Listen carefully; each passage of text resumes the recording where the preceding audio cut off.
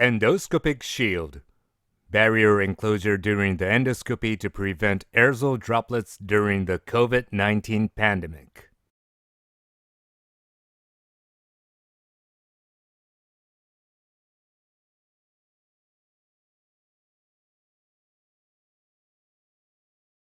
The World Health Organization declared COVID-19 a pandemic on 11th March 2020.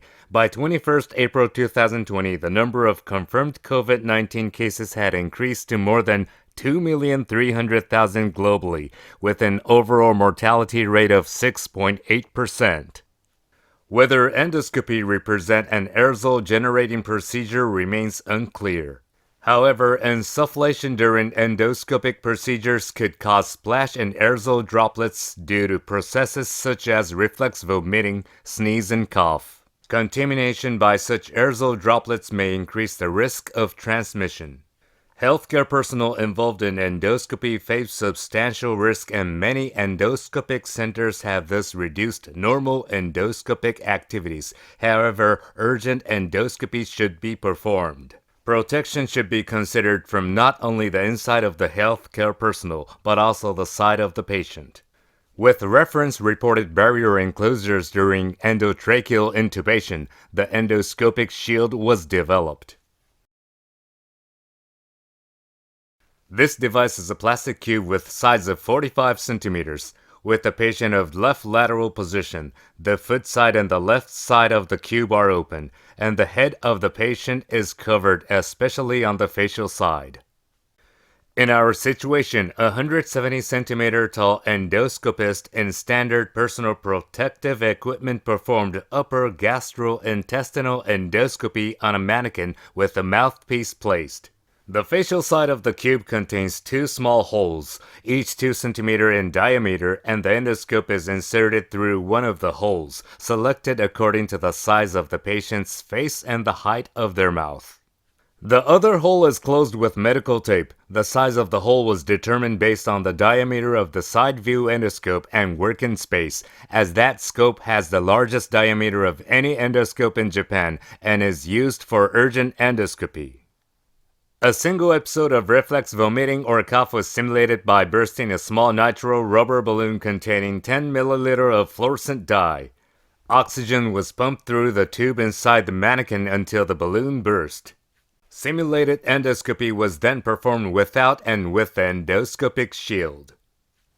The scene for each simulation was illuminated with ultraviolet light to visualize the area of scattered dyed droplets. In the situation without the endoscopic shield was shown.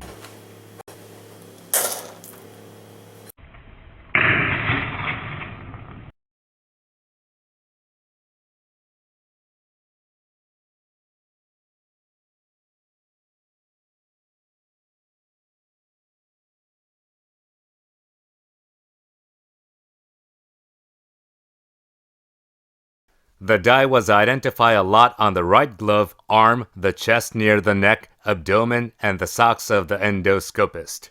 Barely any dye was identified on the face mask or eye shield. Contamination of the floor occurred within approximately 1.5 meters from the head of the bed.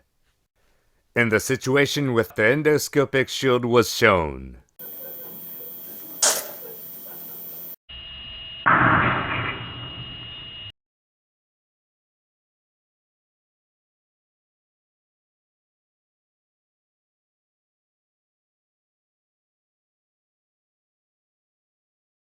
Most dye was identified on the inner front surface of the cube, on the inner upside surface to a lesser extent, and not on other surfaces.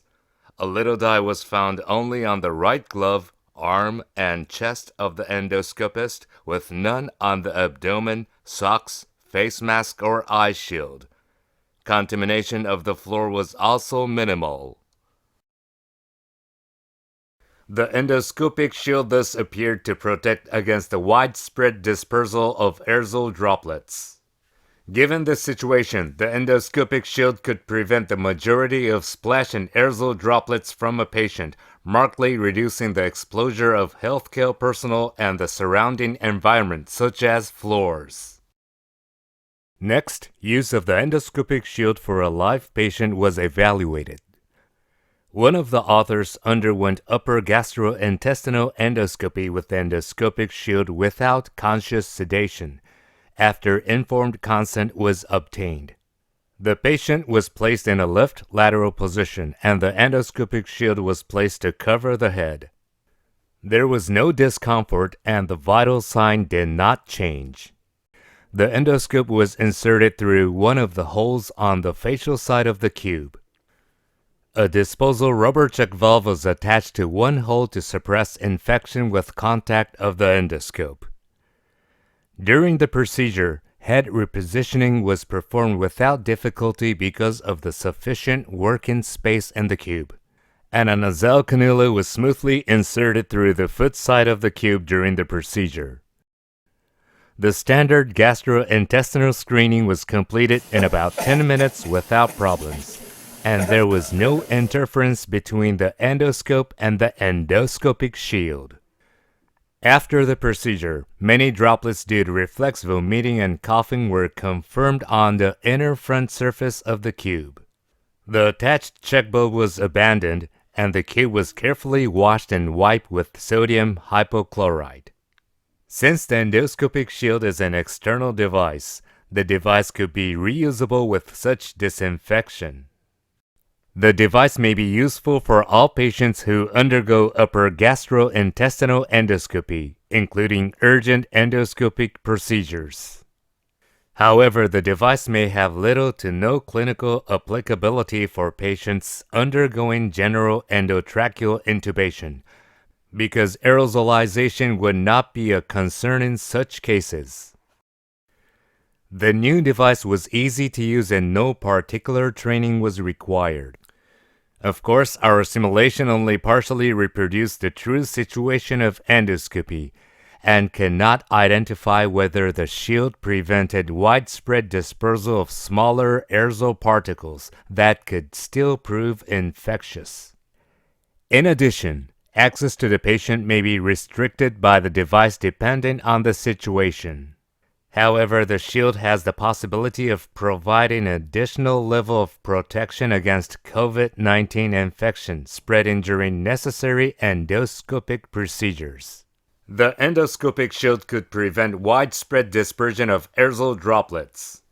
Healthcare personnel and surrounding environments such as floors were exposed only slightly with endoscopic shield use.